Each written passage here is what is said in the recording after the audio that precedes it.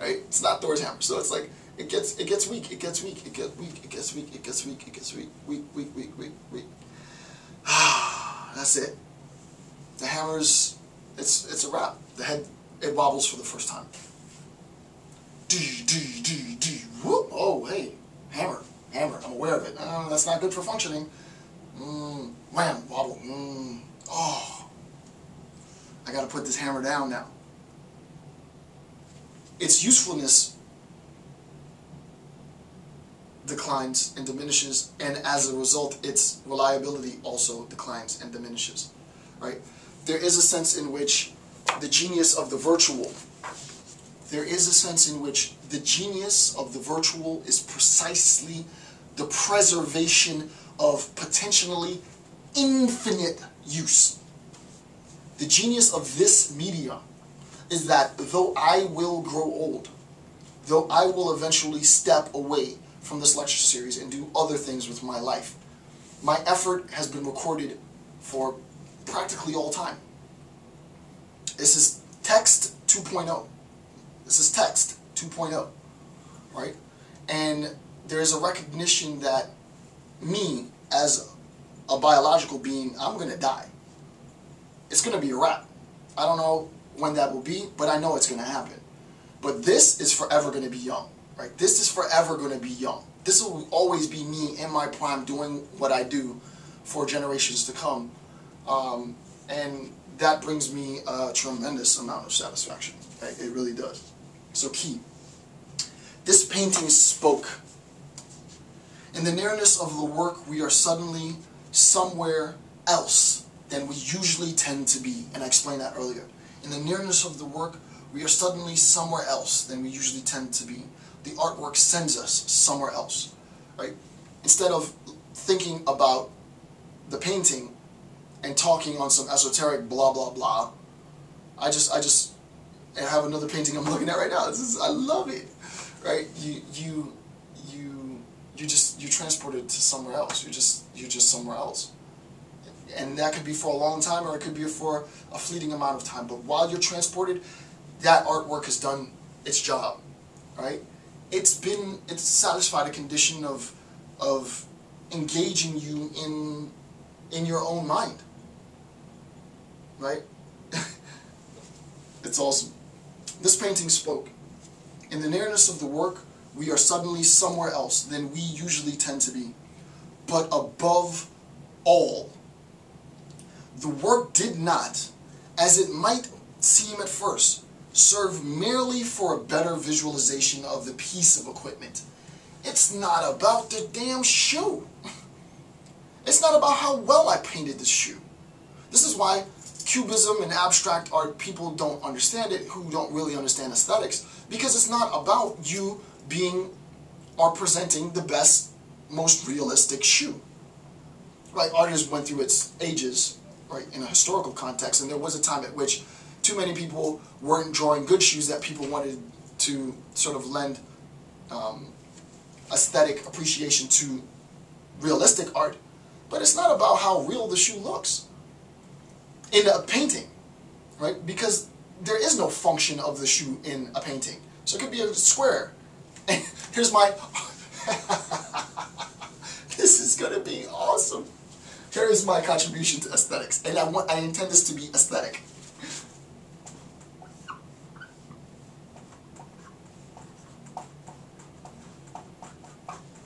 Shoe. It's art. It's art. If you can look at that and it sends you somewhere, it's art.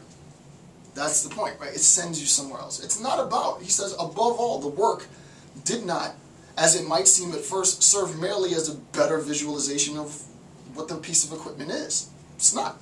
Rather, the equipmentality of the equipment first expressly comes to the fore through the work and only in the work.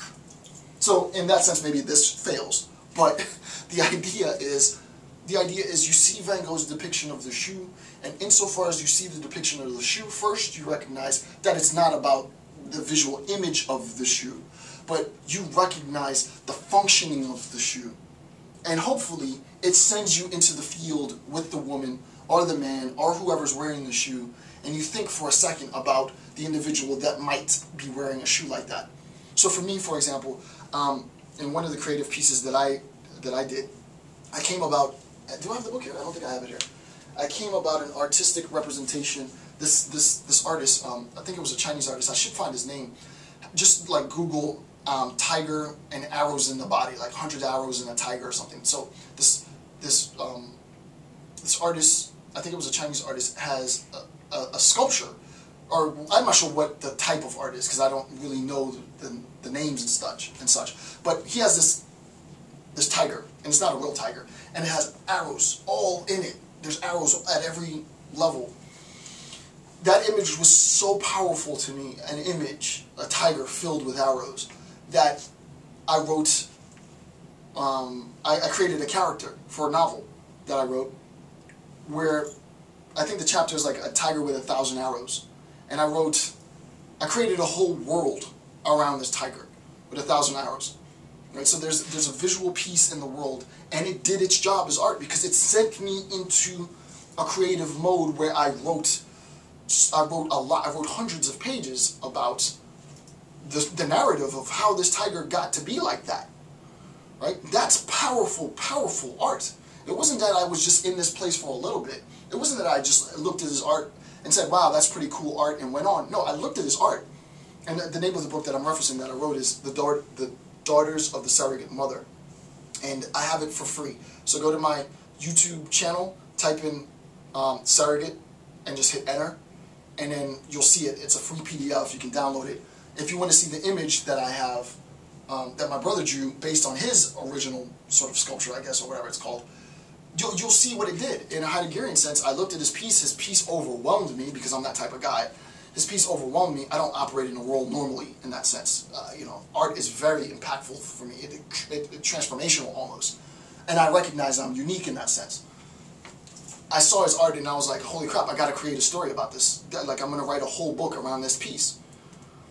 And that's what I do. I go to different online forums where artists gather and share their work, and I look at their work and I construct narrative around their work, right? So for me, art isn't just about the appreciation of art. Art sends me, as Heidegger says it should. It sends me to another world, in quotes. It sends me conceptually into my own mind. And I create a narrative to legitimize how this art came into being, rather than the obvious fact that there was an artist who created this. No. Okay. So, earlier, Heidegger writes, quote, "The equipment belongs to the earth, and it is protected in the world of the peasant woman." Right? The equipment requires, because the ground is hard, because it has jagged edges, because you can be pricked, because you can get infections, the earth requires you to be shod. Right? You need to have your feet covered. You need to wear some shoes. You need to be protected. Right? Insofar as you have shoes in order to protect your feet, the earth is appealing. It appeals for you to come to it, but it recognizes that it is dangerous. I recognize that what I do I recognize that what I do, that what I write about is dangerous. I recognize that. I recognize that my mind is very dangerous. And I take it very seriously. It's not something that I never, ever, and shout out to Vaz, who yesterday told me, he was like, Jason, don't stress that, man. It's no big deal. I mean, it's easy to say. It's easy to say. It's another thing to be in my shoes, to be me, and to write on the stuff that I write on and just be like, yeah, it's no big deal. Right? It's an easy thing to say. It's another thing to be me. Right? I can't expect people to understand. Right? But I recognize I'm a very dangerous cat. And I recognize that my mind is always one step away from weaponization. And I think about these things all the time. So I need to protect the world from that. Right? Because it's the idea that's powerful. Anybody can drop a bomb.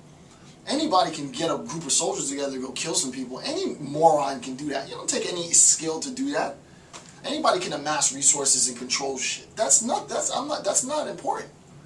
It's a whole other thing to get people to buy into their own enslavement It's a whole thing to get people to buy into their own extermination, for people to want to destroy themselves. There's a whole other thing to do that. And that's that. So when people come to my series, I tell them, when I'm writing academically, and the stuff that I write about is, genocide and mass execution and, social control and manipulation, all the dark crap. That's what I do. The idea is, listen, I'm being upfront. I'm not hiding it. This is who I am. So just, when you come, make sure you have your equipment on so that you can deal with the stuff that I'm going to discuss, right? If you don't want to take the Earth's caution to put some shoes on, and you want to go out into the middle of the field barefoot and you lacerate your feet, it's not the Earth's fault. You should have known that, right? So there is a sense in which the world beckons her. The world beckons her. In an artistic sense, the art piece beckons people who are attracted to art, who can reproduce it in terms of competition. I want to be a better artist than the man on top. I want to do the best lecture series in the world, right? And I work hard to do that. And it's subjective. There is no best lecture series in the world, but I want to do my thing. I see the guy, and I hope I'm the guy I hope I'm the guy to beat for somebody else. For the next up and coming scholars, like, yo, I'm going to top Dr. Campbell. Whatever he did, I want to do it better. Then I've done my job. Also, art isn't just about competition for artists. It's about transforming the functionality, right? It's about recognizing that it's not about just the stuff on, the canvas. It's not about just you learning. It's not about you just passing a test. There is no test. There is no degree you're going to get from this, right? Unless someone incorporates this into a degree program much later and you do get a degree from this, which would be freaking bizarre, because that wasn't the intent.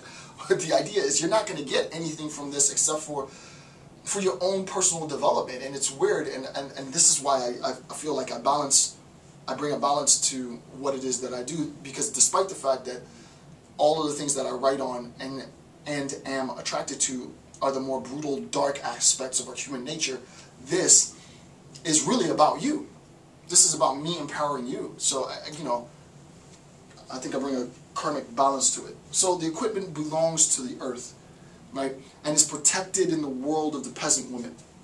For my viewers, number 18 in my Nietzsche series is a perfect example. The viewers are like, nah, man, we want to protect this. Dr. Campbell, don't take this away from us. And it would be a tragedy. It would be a horrible tragedy were I to have done that. And I would never do that now, right? Now I recognize, right? It's like, no, you can't even entertain stuff like that, right? It's not about me. This does so much good for so many other people that this is for the people. This really is. This lecture series is for you, right? So insofar as it belongs to this community, it really is yours, right? So bootleg these, download it, save it to your hard drive, because it's for you, right? You should have a backup of all of this, right? Have it because I've made it for you. And then the last paragraph, and then we're done. This ended up being an incredibly long section. Quote, truth, in contrast, belongs to logic. Love that. Truth, in contrast, belongs to logic. Beauty, however, is reserved for aesthetics. Yet, truth is set into work. The truth of being happens in work. We understand that because of the peasant woman's shoes, right? The truth of being happens in work. There is a logic to that being. And it happens in work. In the artwork, the truth of beings has set itself to work, right? So, there's nothing else to say. With that, I want to thank you for taking the time to watch my videos. I'm Dr. Jason J. Campbell. Have a good day.